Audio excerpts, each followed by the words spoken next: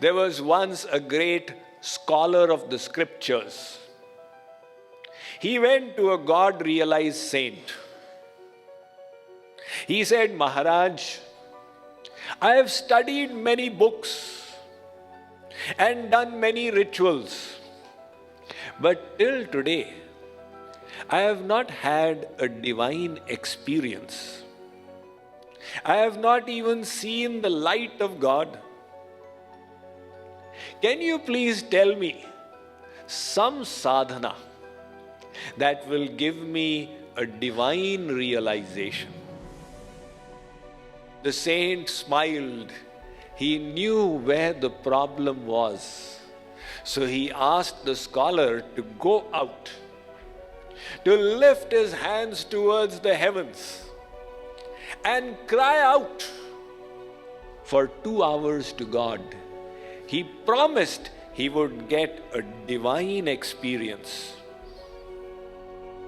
The scholar was obedient. He walked out into the open sky, and there he lifted his hands and he was crying out to God. Unfortunately, after 15 minutes, it started raining, and then it started pouring. So all the water was falling upon him. He was getting drenched for 1 hour and 45 minutes. Finally, he returned. The sage said, what was your experience? He said, Maharaj, the water was drenching my face. My clothes were all soaked, and so was the hair. It was flowing down. A puddle had formed around my feet. I was feeling cold, and I had my arms up towards that sky. I was crying out to God. I felt like I'm a gross fool. The saint said, you got your first spiritual experience. What is spirituality? To humble yourself, to make way for God. I am nothing, He is everything. By thinking I'm a fool, you got your first spiritual step. Until then, you were just increasing your pride, learning the different verses and different quotations. This journey begins with humbleness. So similarly, we do engage in devotion, but we are not there as yet. Our faith is lacking, and so is our love. But that doesn't mean that we should remain there. Once we realize a deficiency, we are now prepared to take the step. How do we move forward from here? So come to an important spiritual principle. I'll tell you a formula of how to develop love for God. This is related by Tulsidas Ji Maharaj in the Ramayana. He says, Jane binu na hoi paratiti, binu paratiti hoi nahi priti. He says, if you wish to develop love for God, you need faith in God. And if you wish to have faith, you need knowledge of God. So knowledge will lead to faith. Faith will lead to love. This is a sequence. Understand the sequence through a worldly example. I once went to the Tampa beach. You know, it's got a very world-famous beach, the Clearwater Beach. So one man in the evening, it was Sunday evening, he had a machine and he was taking it over the sand. I asked one devotee, what is this man doing? He said, Swamiji, he is scavenging. People were on the beach all day long, they may have thrown something. So he is scavenging in case he gets something precious. and then he'll go and sell it. Let's say that man suddenly found a ring. Now he was thrilled. Oh. But not so much. Nowadays there's artificial jewelry. He looked at it. Possibly this must be worth about $25.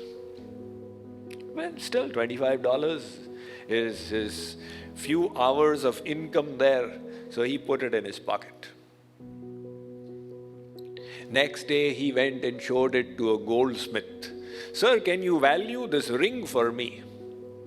That man checked it out. He said, oh, this is 22 karat Indian gold. This must be worth $250. I said, $250? Wow, that's quite a bit. Now his love for the ring increased. When he looks at it, he gets the pleasure of having found $250. A few days went by and his uncle came from New York. The uncle was a jeweler. He asked his uncle, can you value the stone that is embedded on the ring? The uncle looked at it.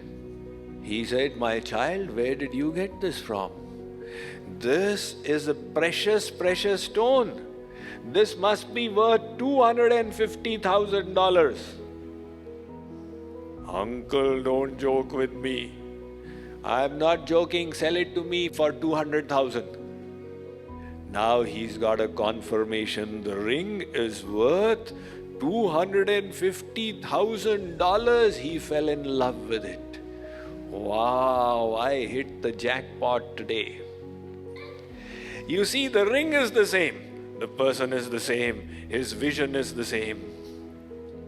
When his knowledge was, this must be worth $25, his love for the ring was to the same extent.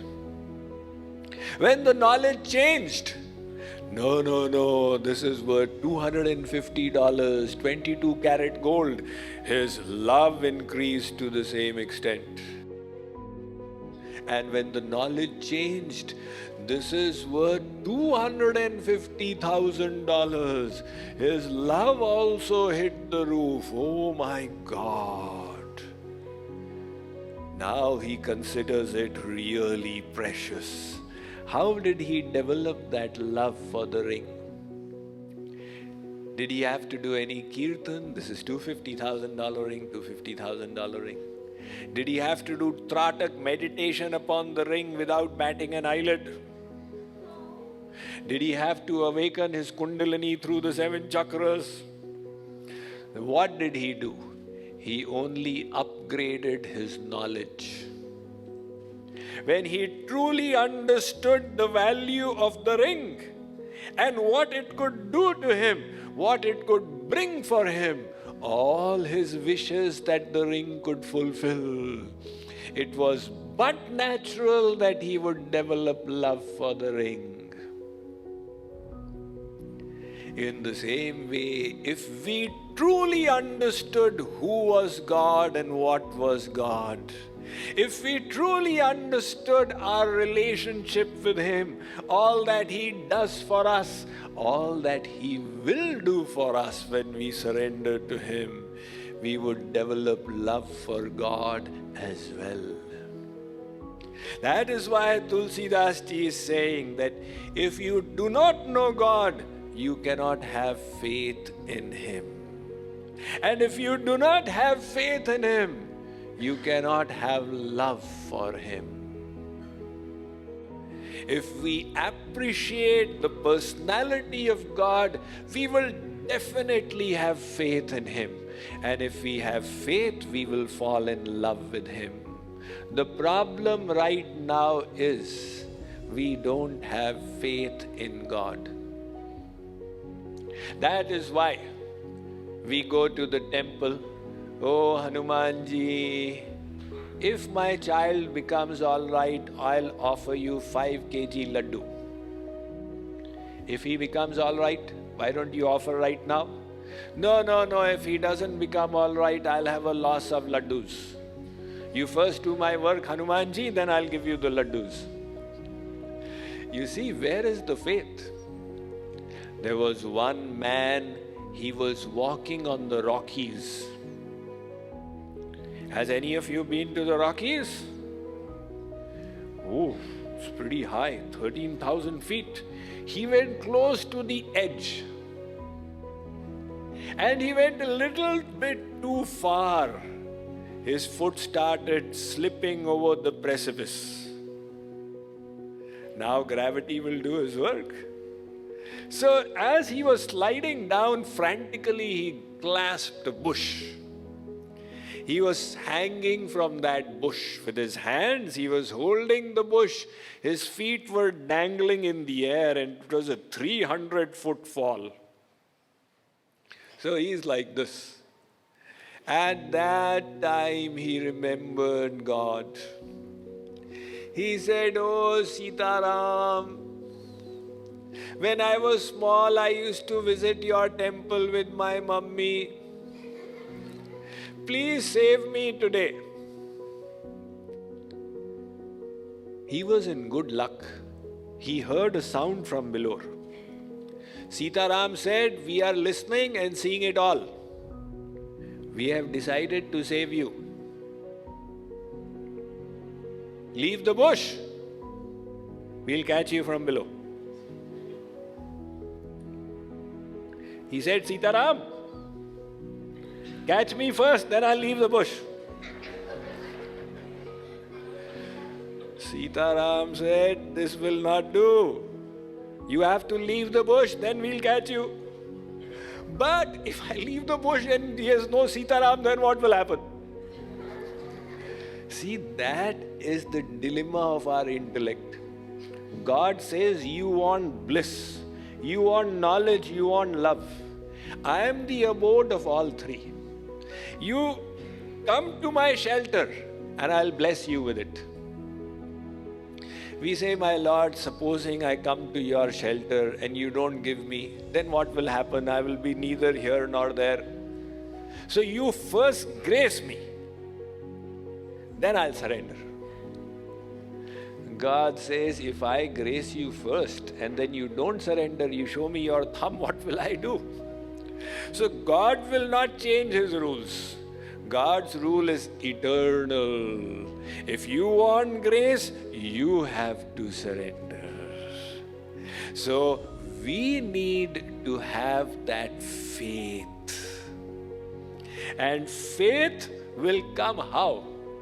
You know, my neighbor said that if you go there, you will get this.